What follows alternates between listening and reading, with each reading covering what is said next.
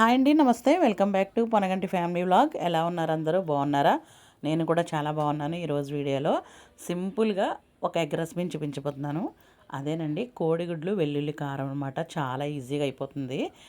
ముందుగా ఒక 3 ఎగ్స్ తీసుకున్నాను. నేను కుక్కర్లో ఒక 3 విజిల్స్ అయితే వేయించుకోవాలన్నమాట. అదిగోండి, ఉప్పు కళ్ళు అయితే వేసుకున్నాను. బాగా వస్తుంది, టేస్ట్ కూడా బాగుంటుందన్నమాట. నేనైతే కుక్కర్ పెట్టేసుకున్నానండి. ఈలోపు మనం మనకి ఏంటంటే వెల్లుల్లి కారం చేసుకోవాలి. దానికి తగ్గట్టు వెల్లుల్లిపాయలు తీసుకున్నానండి. ఒక చిన్న బాయ్ అయితే తీసుకున్నాను. 1 టేబుల్ స్పూన్ కారం, మనకి సాల్ట్కి తగ్గట్టు చూసుకోండి. ఒక హాఫ్ అయితే వేసుకున్నాను. ఒక హాఫ్ టేబుల్ స్పూన్ జీలకర్ర అయితే వేసుకొని మనం బరకగా మిక్సీ పట్టుకోవాలన్నమాట. నేను చూపిస్తున్న విధంగా బరకగా మిక్సీ పట్టుకోండి. అదైతే పక్కన పెట్టేసుకోండి. తర్వాత అయితే కోడిగుడ్లు అయితే ఉడికాయి అనమాట అండి. దాన్ని షెల్స్ తీసేసుకోవాలి. ఉన్నది ఏంటంటే ఒకటి బాగా అది చిదిగిందనమాట అండి.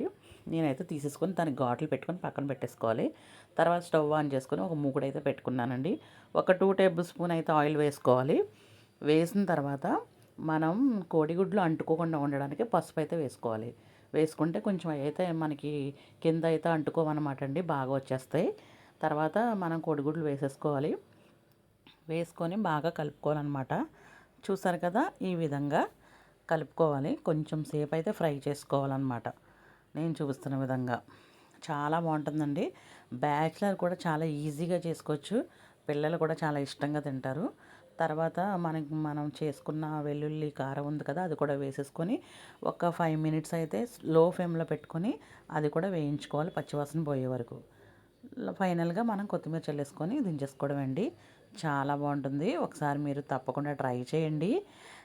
మనకి ఏ కూరగాయలు లేనప్పుడు, ఏమీ లేనప్పుడు ఇలా సింపుల్గా కోడిగుడ్లు ఉంటే ఇలా చేసేసుకోండి.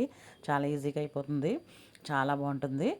నచ్చితే లైక్ చేయండి, షేర్ చేయండి, సబ్స్క్రైబ్ చేయండి, బెల్ ఐకాన్ కొట్టండి.